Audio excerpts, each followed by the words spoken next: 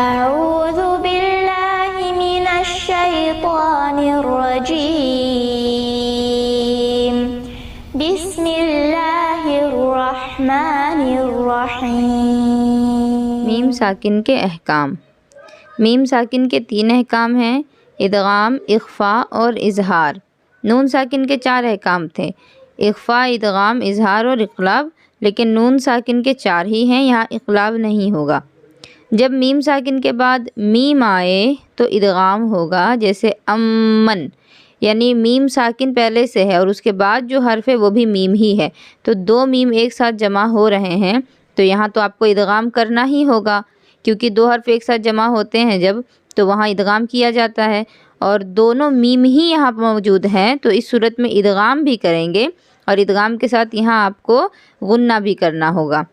جب میم ساکن کے بعد با آئے تو اخفا ہوگا، جیسے وَأَمْدَدْنَاكُمْ بِأَمْوَالٍ۔ اب یہاں پر دیکھیں، کاف میم پیش کم میں میم ساکن ہے اور اس کے بعد با ہے۔ نون ساکن کے بعد با آ رہا تھا تو آپ کو اقلاب کرنا تھا، لیکن یہاں میم ساکن کے بعد با ہے تو یہاں آپ کو اخفا کرنا ہے، یعنی یہاں بھی غنہ آپ کو کرنا ہوگا۔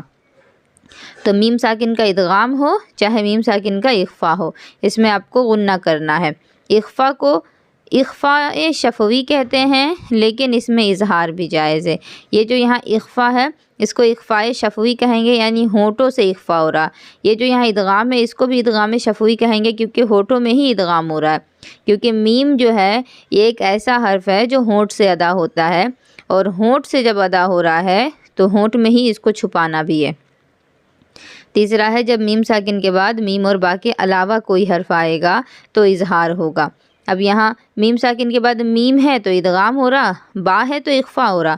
اب میم اور با کے علاوہ کوئی آ رہا ہے تو پھر اب آپ کو اظہار کرنا ہے، بالکل صاف صاف پڑھیں گے، جیسے ان احسنتم احسنتم لانفسکم وان اسأتم فلہا۔ یہاں دیکھیں، ان احسنتم میم ساکن ہے، میم کے بعد احسنتم پہ دوبارہ یہاں حمزہ ہے، پھر احسنتم جو دوسرا والا ہے اس کے بعد پھر یہاں لانفسکم لام ہے، پھر لانفسکم کا آخر میں جو میم ہے اس کے بعد واو ہے، یعنی کہ یہاں جہاں جہاں میم ساکن ہے اس کے بعد آپ کو با اور میم نہیں دکھے گا، اس کے علاوہ ہی حرف ہیں، تو یہ آپ کو صاف صاف پڑھنا ہے۔ اس اظہار کو اظہار شفوی کہتے ہیں۔ فائدہ: جب لام تعریف کے بعد حروف قمریہ ابغی حجک و خفا عقیمہ میں سے کوئی حرف آئے گا تو لام کا اظہار ہوگا۔ یہ ابغی حجک و خفا عقیمہ کیا ہے؟ حمزہ، با، غین، ہا، جیم، کاف، واو، خا، فا، عین، قاف، یا، میم، ہا، یہ حروف جو ہیں ان حروف کو ایک ساتھ ملا کر لکھ دیا گیا ہے ابغی حجک و خفا عقیمہ۔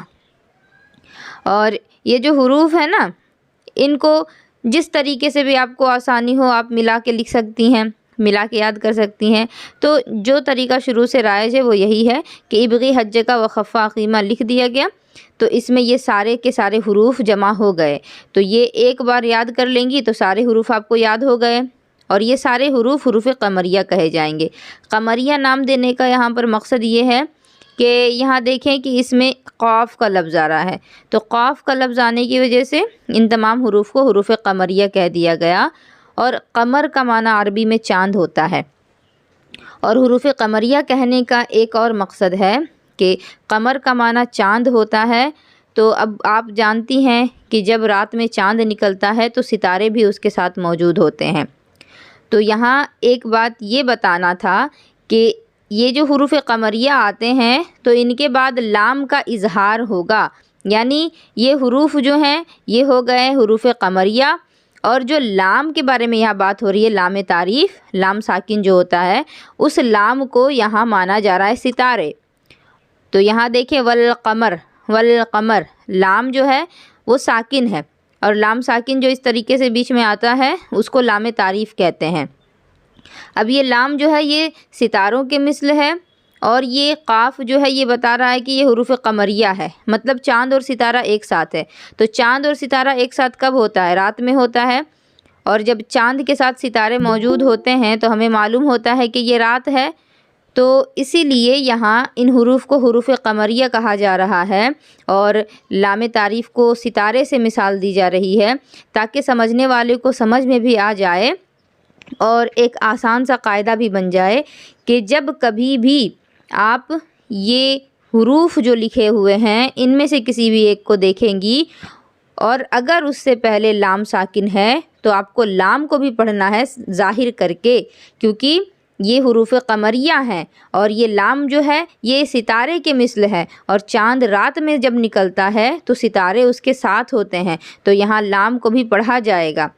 لیکن اب آگے کیا ہے، اگر ان حرفوں کے علاوہ کوئی حرف آئے گا تو لام کا ادغام ہوگا، یعنی اس کو نہیں پڑھا جائے گا، جیسے والشمس وغیرہ۔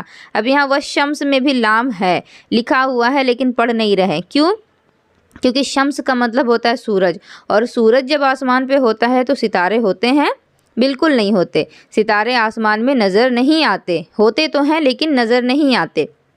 تو اسی طرح یہاں لام لکھا تو ہے لیکن اس کو پڑھیں گے نہیں، کیوں؟ کیونکہ جب سورج آسمان پہ ہوتا ہے تو ستارے چھپ جاتے ہیں، اور جب چاند آسمان پہ ہوتا ہے تو ستارے نظر آتے ہیں، اسی لیے حروف قمریہ ہوں گے تو لام کو پڑھا جائے گا، حروف شمسیہ ہوں گے تو لام کو نہیں پڑھا جائے گا۔ اب حروف شمسیہ کون ہیں؟ تو حروف قمریہ کو آپ دیکھ لیں یہ کتنے ہیں، ان کو یاد کر لیں، اس کے بعد جو بچ جائے گا وہ حروف شمسیہ ہوگا۔